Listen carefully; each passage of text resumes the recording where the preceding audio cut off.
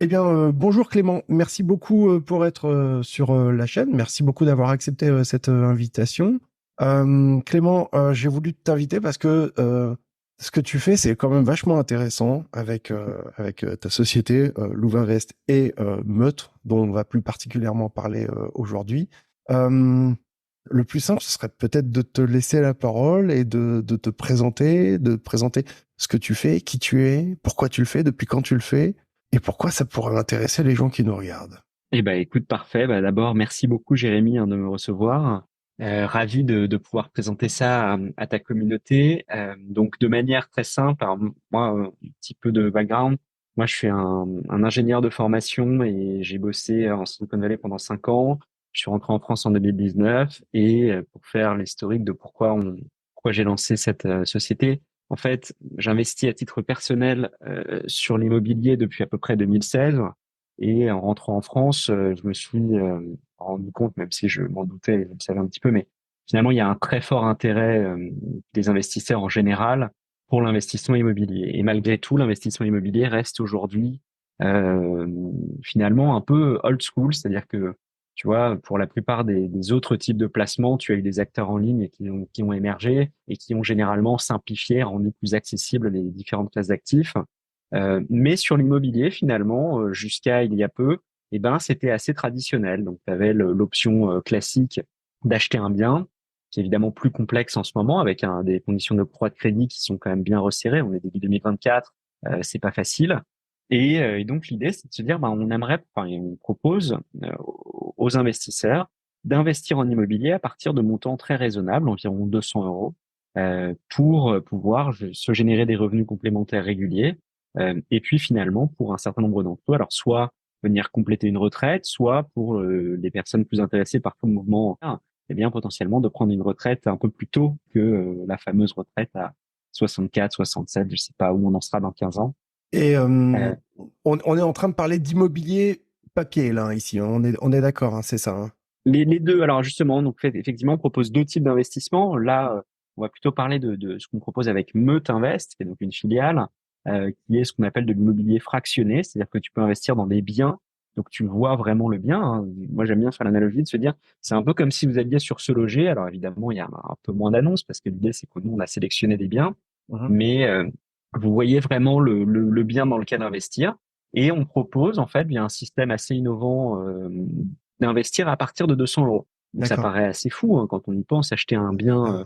à partir de 200 euros, c'est totalement impossible. Et donc là, l'idée, évidemment, c'est que chaque investisseur ne détient pas le bien complet. Mais l'idée, c'est de se dire, bah, en fait, si on regroupe plusieurs investisseurs, alors on en a généralement quelques centaines par bien, eh bien, on est capable, à partir de tickets d'entrée très faibles, d'aller proposer un investissement finalement très classique. On achète un bien, on le met en location, et les investisseurs perçoivent des loyers mensuels basés sur les revenus locatifs. Donc ces loyers sont variables, hein, dépendent de l'évolution de la condition locative du bien, mais on touche des loyers mensuels nets de frais, ce qui est effectivement l'objectif principal de tout investisseur immobilier. Est-ce que c'est du crowdfunding immobilier, en fait? Alors, ça se rapproche des modalités d'investissement du crowdfunding, dans le sens où ce qu'on propose, c'est d'investir dans des obligations. Donc, des obligations sont des titres de dette. Ouais. C'est-à-dire qu'en tant qu'investisseur, vous allez détenir une obligation, sauf que, à la différence du crowdfunding, hein, qui généralement finance de la dette pour aller, par exemple, faire ce qu'on appelle des opérations de marchand de biens ou des opérations de promotion, qui vont être des opérations type j'achète, je rénove et je revends sur un horizon assez court. Là, l'objectif, c'est vraiment d'aller faire un horizon plus long. On est sur des horizons de 10 ans, pendant lesquels, pendant 10 ans, en fait, nous, on va avoir un actif sous gestion locative qui va payer des loyers. Donc, effectivement, ça se rapproche par la modalité qui est le titre financier détenu, qui est l'obligation, sans rentrer dans des détails trop complexes. Mais en revanche, c'est quand même très différent parce que, comme je te dis, crowdfunding traditionnel, opération court terme, opération d'investissement, généralement de travaux et ensuite de revente. Là, c'est plutôt achat, mise en location et rendement régulier long terme. Donc c'est vraiment pas la même chose et c'est quand même du coup à ce niveau-là un petit peu, enfin à mon sens probablement un petit peu moins risqué parce que finalement, comme il y a une hypothèque de premier rang sur le bien, quand toi tu achètes le bien, si jamais le bien est revendu, tu es le premier à être remboursé, mais tu génères des loyers. Donc tu as moins un risque sur le porteur de projet. La question c'est plutôt voilà, est-ce que ce projet-là, cette mise en location-là, on pense qu'elle est pertinente. Et donc ce qu'on essaye de faire, c'est trouver des zones géographiques où il y a une tension locative assez élevée et donc ils vont garantir, ou en tout cas minimiser le risque au maximum de ce qu'on appelle la vacance locative, qui est donc le fait de ne pas avoir de locataire dans le bien. Donc c'est voilà similaire, mais quand même pas mal différent dans la finalité. On parle d'une obligation sur 10 ans. Bon, deux questions. Qu'est-ce qui se passe à la fin, au moment où on arrive à 10 ans, c'est-à-dire au moment où on arrive à maturité? Ça, c'est la première question. Deuxième question, une des spécificités des obligations, c'est qu'elles soient, pour la plupart, titrisées, c'est-à-dire qu'on puisse les revendre avant terme, avant maturité, avec une plus-value peut-être, hein, tu vois, un bonus, ou peut-être un discount, tu vois, une baisse si notre obligation elle aurait perdu de la valeur, voilà. Qu'est-ce qu'il en est concernant ce type de projet? Alors effectivement, donc nous, ce sont des obligations qui sont ce qu'on appelle à taux variable, c'est-à-dire que le taux payé, le coupon, hein, donc alors dans notre cas, ça va être, moi j'appelle ça des loyers parce que finalement le coupon, il dépend du loyer. Donc comment Bien est sûr. calculé le coupon? Eh bien tous les mois, c'est très simple, on fait un extrait des comptes de la société qui détient le bien, puis on va regarder, on va dire bah, combien on a gagné sur le mois et combien on a payé de charges. Alors ça peut être dans certains cas des charges type quand on est en coloc, il y aura de l'internet, de l'électricité, des choses comme ça. Mhm. Puis évidemment des frais de gestion locative. Et puis on va dire, bah, en fait, loyer moins charge, eh bien c'est ce que vous percevez chaque mois. Donc un, taux variable, et deux, effectivement, l'amortissement, donc le remboursement de l'obligation est également variable. Pourquoi? Parce qu'en fait, en bout de course, tu parlais de la maturité de 10 ans, mais en bout de course, on va vendre le bien. Donc on a acheté un appartement, puis dans 10 ans, on va le revendre. Et la manière dont ça va se passer, c'est que l'investisseur va percevoir 100% du prix net vendeur. Donc par exemple, je te donne un exemple très concret. Si tu détiens 1% d'un bien A, quand le bien A est vendu, eh ben, le prix net vendeur, donc le prix vraiment qui est empoché par la société qui détient le bien, eh bien ça c'est reversé à 100% aux investisseurs. Donc toi, si tu avais 1% du bien, eh ben, tu as 1% du prix net. Super. Il y a une question que je me pose. C'est une question qui s'était déjà posée pour certains projets dits d'immobilier tokenisé et pour lequel j'avais pas réussi à avoir la réponse. Donc je te la pose parce que je pense qu'elle est pertinente aussi dans ce type de projet. Si Louvre disparaît, comment les co-investisseurs peuvent entrer en contact les uns avec les autres? Alors, ça rejoint un tout petit peu ta question sur ce que tu appelles un peu la titrisation, donc le Ouais. fait de pouvoir faire de l'échange d'obligations. Premièrement, les obligations sont échangeables, ce qu'on appelle de gré à gré. Qu'est-ce que ça veut dire de gré à gré? Ça veut dire que si toi et moi, on se met d'accord et qu'on se dit, bah, en fait, toi, tu as envie de me racheter des obligations que je détiens, eh ben, on peut. C'est-à-dire que c'est des titres qui sont détenus en nom propre. Donc, moi, je détiens des titres en nom propre. Tu veux me les acheter, on va se mettre d'accord sur un prix, signer un contrat de cession des obligations et donc, tu vas pouvoir me racheter des obligations. Ça nécessite juste de nous informer. Et donc, on va écrire dans le registre, hein, ce qu'on appelle le registre des titres. Et donc, on va indiquer que ben, la part de Clément Renaud vient d'être allouée à Jérémy. Et donc, toi, tu possèdes la nouvelle part. Donc ça, effectivement, c'est possible, le gré à gré. Et on est en train de regarder pour faciliter le gré à gré, pour pouvoir mettre en fait en contact, ou en tout cas à minima, permettre aux gens de savoir qu'il y a des opportunités d'achat ou de vente. Donc ça, premier aspect, on peut les échanger. Deuxièmement, si la société fait faillite, alors évidemment, je ne nous le souhaite pas, Personne ne le souhaite, mais mais c'est de l'ordre des possibles, on sait jamais, tu vois, ou et est non, mais tu as tout à fait racheté, raison. ou tu vois. Ça, c'est tout à fait possible. Alors, le cas du rachat est probablement assez différent du cas de la faillite, hein, parce que le cas du rachat, on peut imaginer que la personne qui rachète va continuer à maintenir le projet. Dans tous les cas, et c'est pour ça qu'on a mis en place pas mal de conditions, donc il y a deux niveaux de protection pour l'investisseur. Le premier niveau de protection, c'est que dans le contrat d'émission des obligations, il est indiqué que l'investisseur est le premier remboursé. Donc, ce que ça veut dire, c'est que les actionnaires passent après les investisseurs. Très Donc, il sympa. n'y a pas de risque que, par exemple, tu vois, ah bah non, je fais faillite, donc les actionnaires se remboursent entre guillemets ou en tout cas récupèrent de l'argent. Non, non, c'est tout l'argent va d'abord aux investisseurs et après, s'il reste des miettes ou même beaucoup, enfin j'en sais rien. En tout cas, s'il reste quelque chose, c'est pour les actionnaires. Donc en fait, les investisseurs sont vraiment, on appelle en premier rang. Ce sont les premiers remboursés. Et en plus même de ça, on a mis en place une inscription d'hypothèque. Ce qui ça signifie, c'est que donc il y a une inscription hypothécaire qui fait que par exemple, on ne peut pas aller voir une banque qui prendrait une garantie sur le bien. C'est vraiment les investisseurs sont hypothécaires de premier rang. Et ça, c'est inscrit. Donc, un notaire ne permettra jamais une vente qui serait au détriment des investisseurs puisque c'est inscrit dans les états hypothécaires. Donc, il y a quand même ces deux niveaux de sécurité qui font que les investisseurs sont les premiers remboursés. Donc, en cas de faillite, euh, il est possible, voire probable, que le bien soit revendu. Et donc, à ce moment-là, ben, toi, en tant qu'investisseur, tu touches le prix net vendeur. C'est super. S'il y a des grosses décisions qui doivent être prises, demain on doit refaire une toiture, demain on doit refaire les communs, demain on doit refaire une façade, ça coûte un billet, hein, tout ça. Euh, qui prend la décision? C'est le gestionnaire, je suppose que c'est Louvre qui va prendre la décision. À quel niveau les co-investisseurs ont un pouvoir décisionnaire ou pas? Euh, Dis-moi un petit peu comment ça se passe. Est-ce que c'est un peu comme au sein d'une copro où il y a un gestionnaire de copro qui va prendre l'ensemble des décisions? Voilà, quel est le champ par rapport au particulier? À quel niveau d'implication il doit, jusqu'où il doit aller, tu vois? Alors, l'objectif, c'est de proposer un investissement passif. Donc, justement, l'objectif, c'est quand même de pas embêter les investisseurs avec des décisions de gestion courante. Exact. Donc, la manière dont ça se passe, c'est effectivement, c'est l'équipe de gestion qui va décider réaliser des travaux. Et on a également la possibilité pour donc Louvre d'émettre un prêt complémentaire auprès de Meute. Par exemple, s'il faut financer des travaux, on peut faire un prêt complémentaire qui vienne faire l'avance de travaux et qui est remboursé par la suite au fur et à mesure que les loyers tombent. Donc ça, c'est tout à fait une possibilité. La manière dont on fonctionne, c'est quand même en transparence la plus grande avec les investisseurs, notamment pour chacun des biens. On a un fil un fil de discussion sur un forum et on échange très régulièrement. Donc par exemple, tu vois, là, on a eu un changement de locataire et donc j'ai eu quelqu'un qui m'a posé la question en me disant, bah voilà, juste est-ce que tu peux nous faire un petit débrief? J'ai expliqué comment ça se passait, donc en transparence. En revanche, l'idée, c'est quand même de faire en sorte que ce soit passif. Donc, s'il y a des décisions qui viennent impacter le rendement sur 5 ans, oui, on en parlera et on pourra échanger. En revanche, c'est quand même la décision de gestion in fine chez nous, parce que, comme je te dis, ce serait compliqué. Tu vois, sur un des biens qu'on avait fait, on avait, je crois, 250 investisseurs. Tu vois, t'imagines déjà une copro avec 15 ou 20 personnes, c'est compliqué à gérer. Si en plus, au sein même de la copro, tu as des biens qui ont 200 investisseurs, ça devient un casse-tête sans fin. Donc voilà, c'est quand même plutôt géré, hein. C'est comme ça que C'est ça fonctionne. justement un des avantages, a priori, naturellement. En tout cas, c'est un des avantages de la SCPI. C'est pour ça que moi, j'aime bien aussi les SCPI en plus de l'immobilier traditionnel. Hein. C'est que au travers de la SCPI, t'as pas grand-chose à T'as une faire, tu vois. tranquillité d'esprit. Ouais, oui, t'as rien à faire, quoi. Tu vois, t'as un gestionnaire Et ton exemple est judicieux parce que, ouais, parce qu'on va en parler, je pense, dans une autre vidéo, mais Louvainvest, en fait, à la base, on est des commercialisateurs de SCPI, donc C'est on ça. connaît vraiment très, très bien les SCPI.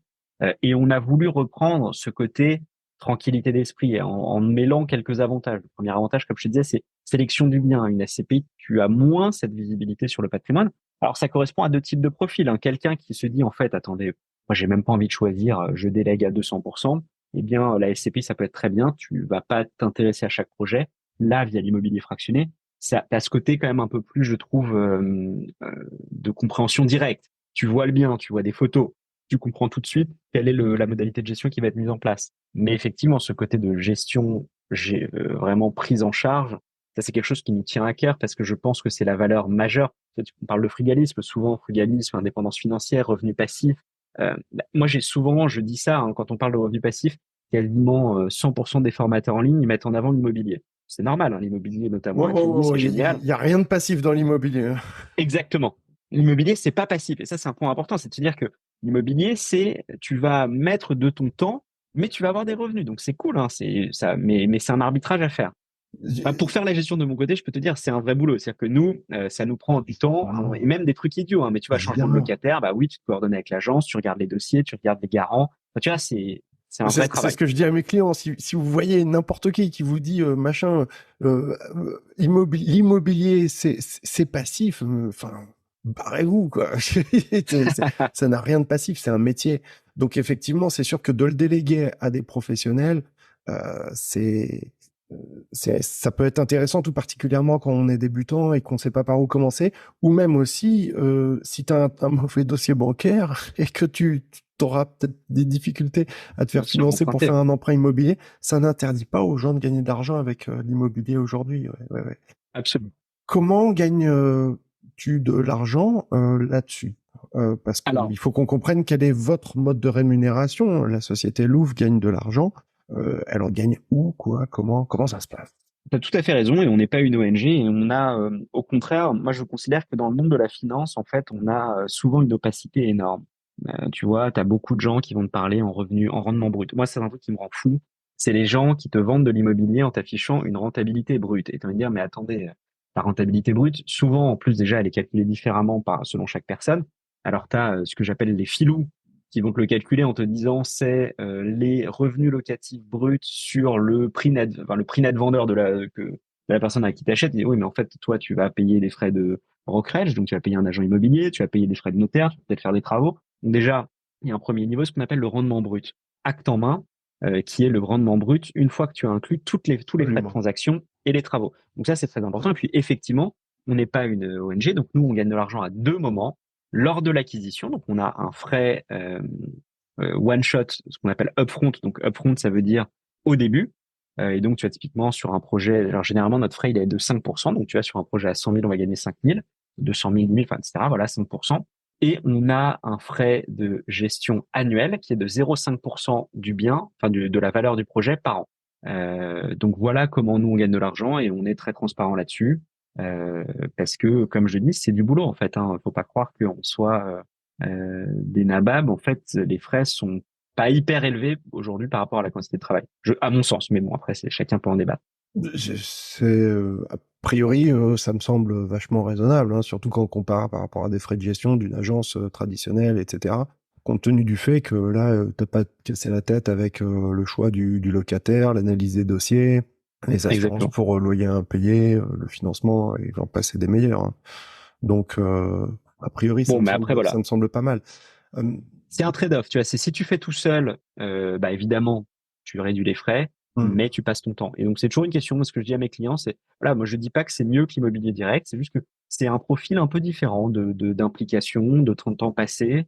Voilà, c'est deux produits à mon avis complémentaires. Alors, faut tout de même préciser que sur le rendement l'argent qu'on va percevoir au travers des loyers, cette somme-là n'est pas fixe. Elle peut varier en fonction des mois, des années, des saisons, des tarifs de location, des problèmes T'as qui tout peuvent à fait venir raison. également. T'as tout à fait raison et je peux te donner deux exemples par rapport à ça. Donc effectivement, ça vaut le coup de le rappeler. Tu es sur un investissement qui a des risques. Premier risque, c'est ce qu'on appelle le risque de perte en capital. Comme je le rappelais, ce que tu touches in fine, c'est le prix net vendeur fois ton pourcentage de détention. Et donc, ce que ça veut dire, c'est que tu es soumis aux aléas du marché immobilier. Euh, Historiquement, le marché immobilier a plutôt tendance à monter, mais, et on le voit en ce moment, on est dans une phase plutôt de creux et de baisse. Donc en fait, voilà, moi j'ai pas de boule de cristal, je peux pas te dire tu vas gagner 10% dans 10 ans. Je sais pas. Et en fait, je vais te dire, je pense même que ça sert à rien d'essayer de se projeter. Il faut savoir que ça peut fluctuer et qu'on fait pas de la magie. On achète un bien, si le prix du bien baisse, ce que les gens vont toucher in fine, ça va baisser. Si le prix du bien monte, ce que les gens vont toucher, ça va monter. Ça, c'est premier truc. Deuxièmement, tu as raison, les rendements ne sont pas garantis. Et donc, les rendements évoluent au fil de l'eau. Ce qui est garanti, c'est la méthode de calcul. Voilà, donc la méthode de calcul, c'est rendement, enfin le loyer encaissé moins charge. Et donc, si les charges augmentent, bah, tu touches moins. Si les revenus montent, tu touches plus. Si les revenus baissent, tu touches moins. Donc, c'est vraiment basique. Et je te donne un exemple très simple. Là, il y a un bien qu'on avait loué à 548 euros, charges comprises, le premier bien qu'on avait fait par mois. Et là, on vient de changer de locataire et on l'a passé à 600 euros, charges comprises. Donc, en fait, ça peut se faire des deux côtés. C'est-à-dire Mais que ça peut c'est ça. monter. Voilà. Et notamment, tu sais, tu as un fameux système qu'on appelle l'indexation des loyers. Alors ça, peut-être, je sais pas si la chaîne est très familière, mais la manière dont ça se passe, c'est que tu as ce qu'on appelle l'IRL, l'indice, mince, le nom m'échappe, réel des loyers. Enfin, bon, L'indice bref. de Ah mince, il m'échappe là le terme, mais bon. c'est pas l'indice de réévaluation, c'est l'indice bon, bref, on s'est compris, c'est l'indice qui fait que L'indice tu de vas monter les référence, loyers pardon. en fonction de plus ou moins de l'inflation. Bon, théoriquement, dans la pratique, c'est plafonné par le gouvernement. Si je dis pas de bêtises, cette année, Ça a été il a été plafonné 2 ans plafonné de suite, jusqu'au mois à d'avril à 3,5%. 3,5%. Voilà, Absolument. Ça a été plafonné 2 ans de suite parce que l'inflation était très élevée c'est ça. et que finalement, il y avait un geste du gouvernement pour éviter que les loyers explosent. Donc, c'est 3,5, enfin, ça a été 3,5% les 2 dernières années. Mhm. Mais ce concept-là, il est super important. Et je donne un exemple très bête, hein, mais c'est que si tu achètes, je prends une base 100, tu achètes à 100 un bien et tu vas toucher, on va dire, 5% de rendement. Donc, tu as 5 sur 100. Mais en fait, si tu augmentes de 2-3% par an, eh bien, en fait, ton rendement, il va augmenter assez drastiquement parce que, Évidemment. alors, la première année, ça va paraître un peu négligeable, mais au bout de 5 ou 6 ans, augmenter de 2 ou 3% tes loyers, ça va être conséquent. Et donc, tout à coup, ton rendement, il va plus être de 5 par rapport au montant investi, mais il va peut-être être de 6, 7, 8 au fil des années. Donc ça, effectivement, c'est quand même quelque chose de très intéressant sur l'indexation des loyers. Mm. Non, je trouve que C'est une évidence. Dans le domaine de l'investissement d'une manière générale, et de l'immobilier en particulier, en général, le temps est ton ami, hein. Plus tu commences tôt, plus tu vas profiter justement de cette hausse des loyers que tu vas pouvoir appliquer au fur et à mesure du temps, ce qui fait que ben, forcément, tu vas gagner en rentabilité. C'est mécanique. Super. C'est ça. Vous avez un projet en ce moment que vous avez lancé. D'ailleurs, je précise pour les gens qui nous regardent, si ça vous intéresse, j'ai un lien de parrainage. Vous trouverez ce sera le premier lien en description de la vidéo. Si ça vous intéresse et que vous voulez en savoir plus sur ce projet, peux-tu nous en parler, Clément, s'il te plaît? Et peut-être t'as des slides ou des trucs à nous partager. J'en sais rien. Ouais, bah, ce que je peux faire, c'est que je peux présenter la page du projet. Mais donc, en fait, effectivement, la manière dont ça se passe, c'est qu'on sélectionne des biens. Là, en ce moment, on propose un bien à Orvaux. Alors, Orvaux, c'est une commune limitrophe à Nantes. Là, il est vraiment à la frontière entre Nantes et Orvaux. Hop. Et donc, pour présenter un petit peu aux investisseurs, eh bien, donc la manière dont ça se passe, je vous disais, hein, quand je parle un peu de se loger, c'est ça. Donc là, ça, c'est plutôt des photos de simulation. Vous allez avoir les photos réelles. Donc c'est un bien qui nécessite un peu de travaux. Donc là, bon, évidemment, un petit peu de bazar parce que les gens sont en train de déménager. Mais donc vous voyez un bien de 100 mètres carrés, assez sympa. Euh, on va retaper donc avec un petit balcon. On va le retaper pour le mettre en colocation. L'objectif c'est de faire 5 chambres. Euh, voilà, donc la salle de bain va être refaite complètement. Les chambres sont plutôt en bon état, donc on va les rafraîchir. La cuisine, pareil, refaite complètement. Avec une offre assez sympa, c'est que sur ce bien-là, on propose 6% de rendement sur la première année de mise en location garantie, sachant que le rendement estimé après la première année est plutôt à 5,66. Et donc, voilà, donc ce que je vous disais, 100 mètres carrés, c'est un 6 pièces, donc 5 chambres, qui possède une cave. Et notamment, donc ce qui est assez sympa pour les gens, comment dire, intéressés par la partie énergétique, c'est que c'est un bien qui est pas top en DPE aujourd'hui, et notamment la rénovation vise à le faire passer de F à D. Donc pour ceux qui connaissent un peu, hein, donc voilà, vous avez donc F. Excellent. Voilà, donc on va nous passer en D, ce qui permet de garantir la mise en location sur les années futures, puisque ceux qui suivent un petit peu l'actualité, il y a pas mal de lois sur ce qu'on appelle les passoires énergétiques, qui sont les logements F et G, qui vont être interdits de mise en location, et D, pour l'instant, n'a pas de date d'interdiction de mise en location, donc on est tranquille en D. Et j'en ai parlé, j'ai même fait une formation pour expliquer aux gens en quoi les DPE, c'était une super opportunité pour trouver des biens avec de fortes décotes, des biens entre guillemets à problème, pour peu qu'on sache les fixer, ces problèmes, les réparer, sans que ce soit trop compliqué. Il faut que le bien y réponde à certains critères très très très particuliers, donc c'est très très malin de faire ça. D'une. De deux, la multilocation, d'une manière générale, c'est une des manières les plus efficaces d'augmenter la rentabilité de vos biens immobiliers. Exemple tout bête, vous avez un box parking, votre box, vous pouvez mettre une voiture dedans, mais vous pourriez aussi vous pourriez aussi mettre 2 ou 3 motos. Pareil avec une place de parking, voilà, un coup de peinture, on fait 3 emplacements de moto. Et de ce fait, la multilocation appliquée à un appartement, en l'occurrence la colocation là ici, c'est une manière super efficace d'augmenter la rentabilité, super efficace. Donc ouais, bravo. Et c'est là qu'on voit qu'on s'adresse à des gens qui connaissent le métier, qui connaissent le taf de gestionnaire de immobilier, tu vois. Ouais. Donc c'est une très très très très bonne idée. Ouais. Donc Bah, écoute, je te je, remercie. je Non, pardon. je te remercie, mais enfin, Ah je non, non, mais partage, sinon on l'aurait pas fait. Mais... on n'en a pas parlé, je le vois et je te le dis tel que je le pense. Hein. Je suis investisseur depuis pas mal d'années et voilà, je te partage vraiment mon opinion claire et nette dessus. Je veux rentrer dessus, d'accord. J'ai envie d'investir là-dedans. Euh, je mets 200 euros, d'accord. C'est le prix du ticket de démarrage. Hein. On est Absolument. d'accord. On vend des obligations. Chaque obligation vaut 200 euros. Et Hum. donc, ben, tu peux pas en acheter 0,5. Donc, tu achètes une, deux, trois, quatre, deux, 400, 600. Une des spécificités de la SCPI, c'est que quand j'achète une part de SCPI, j'ai un titre de propriété. Ce titre de propriété, ça a l'air de rien, mais c'est un document sérieux, quoi. On peut le faire valoir auprès d'un notaire, on peut le faire valoir auprès d'une banque. Voilà. Vous avez des placements. Oui, j'ai des titres de propriété, j'ai des parts de SCPI. Qu'est-ce qu'il en est là ici? C'est une obligation, mais je ne suis pas copropriétaire du bien. Explique-nous un Alors, petit non, peu. non, tu Je possèdes, donc, chipote un peu, effectivement. mais je pense que c'est vraiment Non, non. important que les gens comprennent exactement de quoi il s'agit. Hein. Alors, c'est un très bon point, en fait. Donc, tu donnes l'exemple de la SCPI. Donc la SCPI, c'est un titre un peu différent parce que quand tu investis dans une SCPI, tu deviens associé. Donc SCPI, ça veut dire Société civile de placement immobilière. Absolument. Donc quand tu investis en SCPI, tu deviens un associé de cette société civile et donc tu détiens des parts sociales, en gros l'équivalent des actions de la société. Quand tu investis dans de l'immobilier fractionné, effectivement, tu ne deviens pas copropriétaire du bien lui-même, tu deviens détenteur d'une obligation. Les obligations sont inscrites dans le registre de la société. Donc nous, on a une base de données en fait dans laquelle est assigné à chaque numéro d'obligation, chaque identifiant d'obligation, un propriétaire, euh, ce qui te garantit effectivement la propriété. Donc c'est pas exactement pareil. Dans un cas, en fait, dans les SCPI, ça s'apparente à de l'actionnariat, en fait, si je veux tirer un peu le trait, hein, c'est-à-dire que tu détiens des parts de l'entreprise. Là, tu détiens des obligations de l'entreprise. Si je peux me permettre, de l'actionnariat qui se déclare quand même dans les revenus fonciers. Hein. Oui, oui, alors effectivement, et c'est pour ça que je te parle de part sociale, parce qu'on est sur une société civile, et c'est un peu comme si tu avais des parts de SCI, en fait. Tu aurais des parts voilà, tu as des parts de SCPI, si elles se déclarent comme du revenu foncier sur les revenus, tout à fait, parce que c'est transparent fiscalement. D'accord. Dans le Pour cadre la de SCPI, hein, nous, c'est pas, pour l'immobilier voilà, fractionné, c'est c'est ça. pas revenu foncier, ouais. Dans le cadre de ce projet, je rentre sur ce projet à Nantes avec Louvre, ça m'intéresse, etc. Je vais gagner de l'argent avec ce projet. Je le souhaite, en tout cas.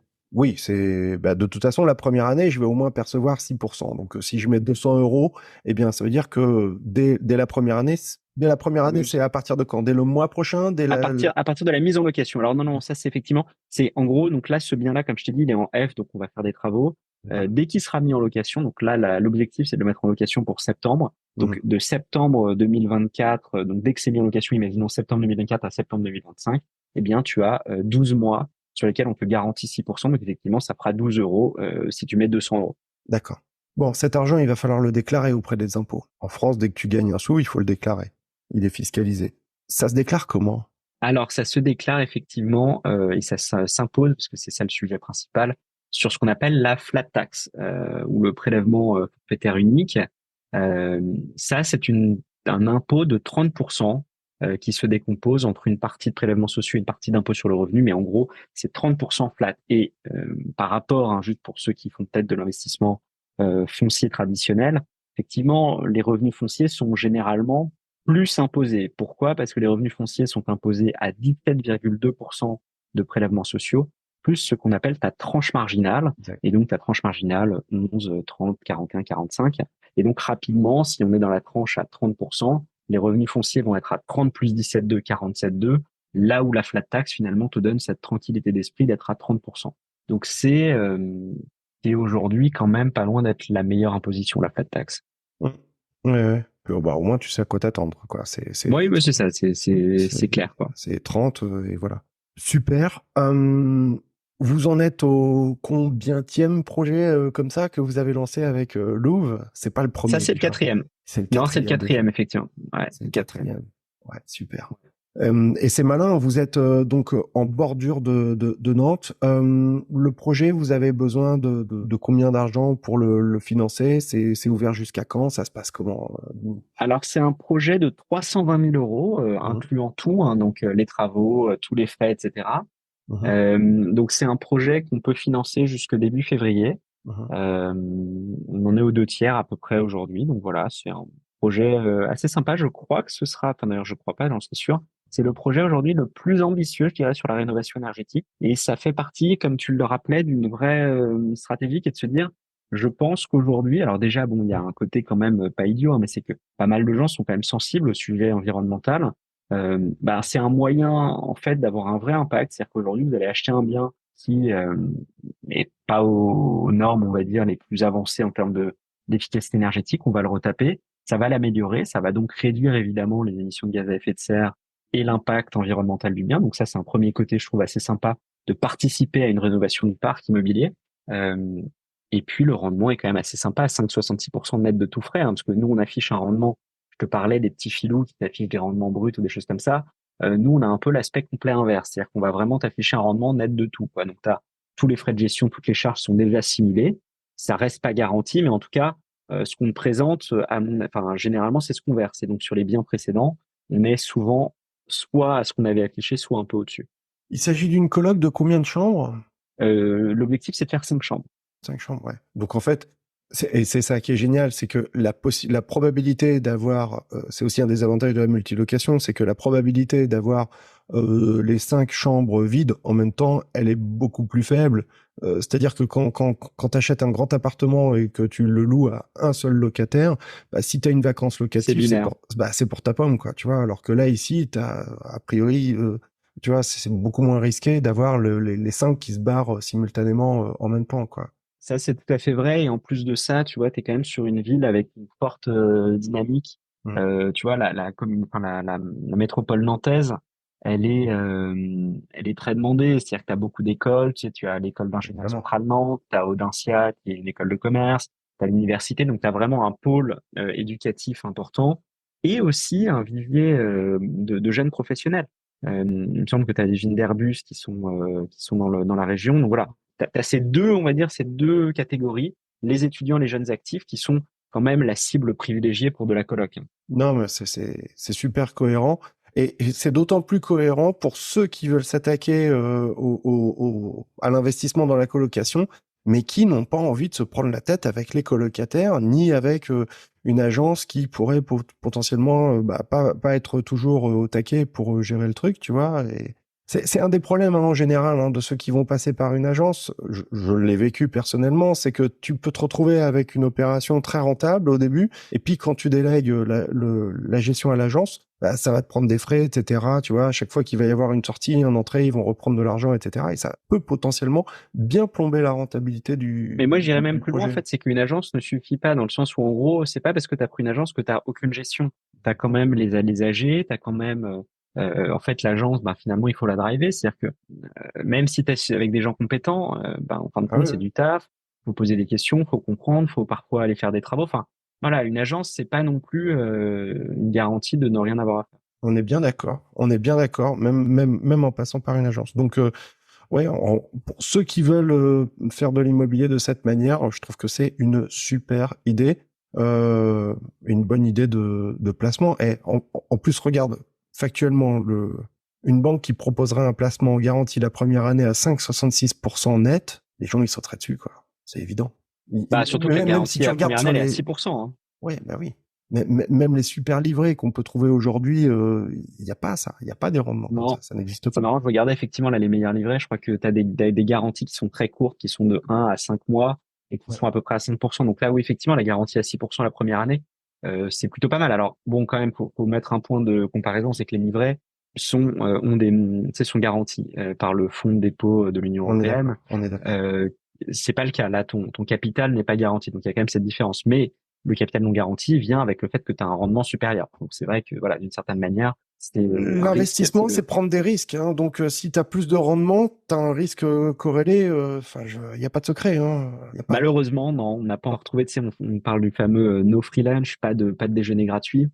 Oui, t'as pas le beurre et l'argent du beurre, quoi. Donc c'est capital garanti ou rendement. Malheureusement, t'as rarement les deux.